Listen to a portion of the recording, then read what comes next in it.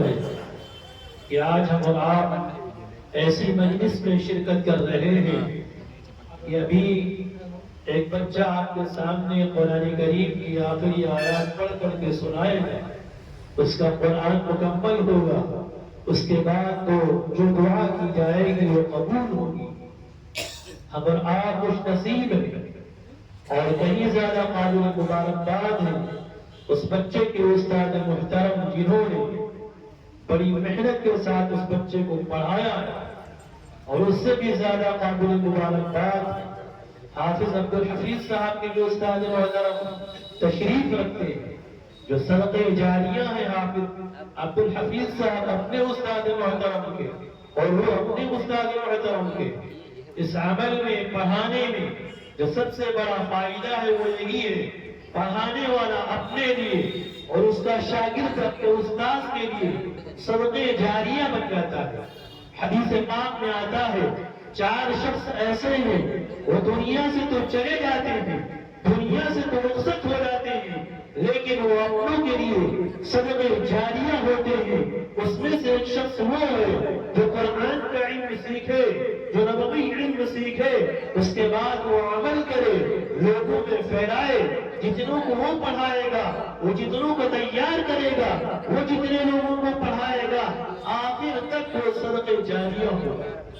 تو الحمدللہ قابل مبارکباد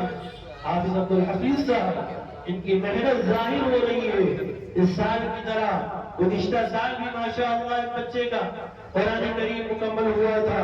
آپ حضرات کو دعوت دی گئی تھی، آپ حضرات حاضر ہوئے،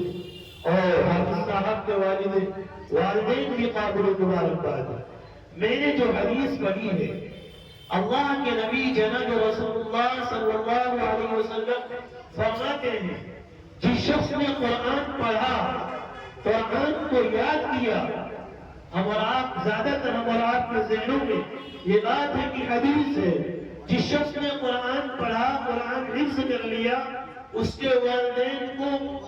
قیامت کے دن سورج سے زیادہ روشن تاج پہنایا جائے گا۔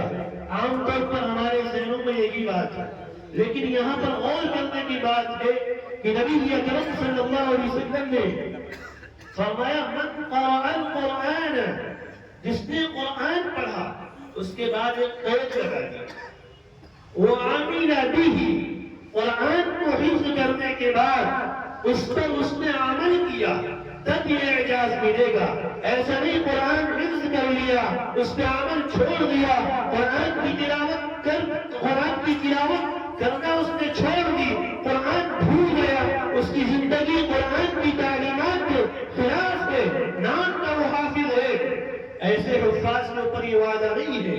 بلکہ اعمال صالح کی قید لگائی گئی ہے۔ جناب رسول اللہ صلی اللہ علیہ وسلم نے فرمایا من قرأ القرآن، قرآن پڑھ لیا، قرآن کو سیکھ لیا، قرآن کو یاد کر لیا، اور اس کے بعد کی ذمہ داری ہے وہ عامل به، وہ اس پر عمل کرے، اس کے حلال کو حلال جانے، اس کے حرام کو حرام جانے، اور اس کے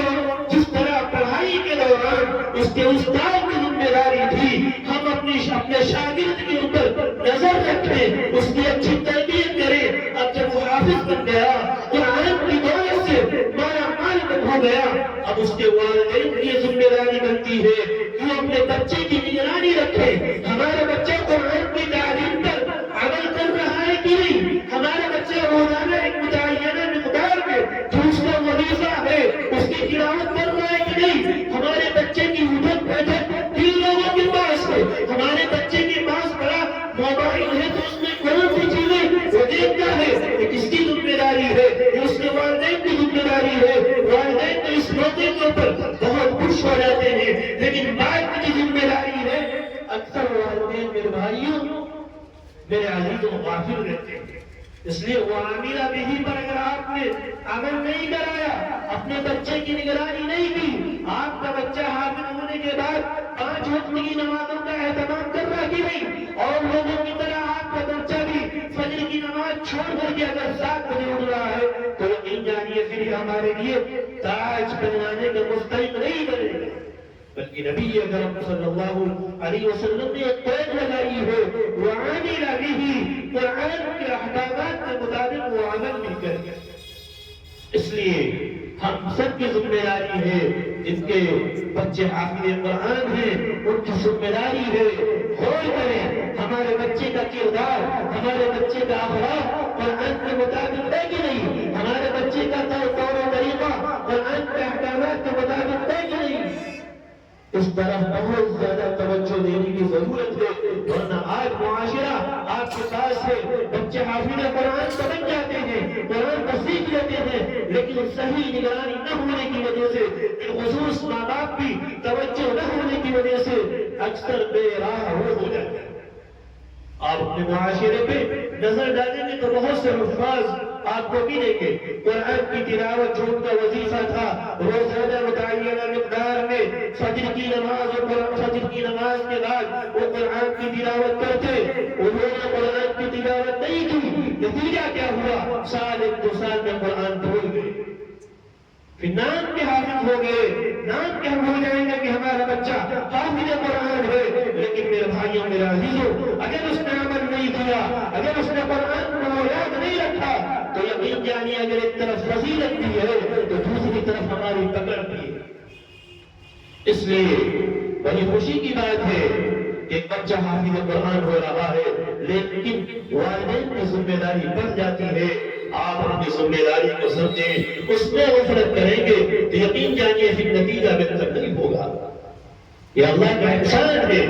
اللہ نے جو دولت دی ہے اس کی حفاظت کی ذمہ داری اب آپ کی ہے۔ حفاظت کس طرح کریں؟ اپنے بچے کی نگرانی رکھیے، ہمارا بچہ کن بچوں کے ساتھ اٹھک بیٹھک ہے، کہیں برے بچوں کے ساتھ اس کی اٹھک بیٹھک تو نہیں ہے۔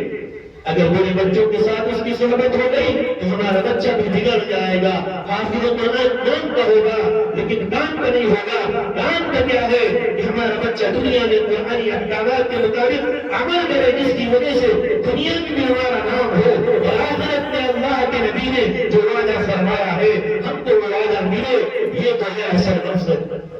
میرے بھائیوں میرے عزیزوں، جتنے لوگ یہاں پر بیٹھے ہیں، آخری بات میں آپ سے یہ عرض کرنا چاہتا ہوں، ہم اور آپ کی ذمہ داری ہے ہم یہ کوشش کریں شریعت اور سنت کے مطابق عمل کریں اور قرآن سے اپنے رشتے کو مضبوط کریں۔ آج تمام کاموں کے لیے ہمارے پاس فرصت ہے، موبائل کے اوپر ہم 2 گھنٹے 3 گھنٹے لگا دیں گے، لیکن اللہ کا مقدس قرآن جس کو پڑھ کر کے ہم کو اپنی صلح کرنی چاہیے تھی، آج ہم کو قرآن پڑھنے کا ٹائم نہیں ملتا ہے۔ مجھے یہ ہے قرآن سے جو تعلق ہمارا ہونا چاہیے تھا، قرآن سے جو ہمارا رشتہ مضبوط ہونا چاہیے تھا، وہ تعلق ختم ہو رہا ہے، رشتہ ختم ہو رہا ہے۔ یقین جانیے قرآن ہی وہ کتاب ہے جس پر عمل کر کے اللہ نے بہت سی قوموں کو ترقی دی ہے، اور قرآن ہی وہ کتاب ہے جس پر عمل نہ کرنے کی وجہ سے اللہ نے بہت سی قوموں کو ذلیل و رسوا کیا ہے۔ اس لیے اگر ہم ہدایت اور کامرانی چاہتے ہیں،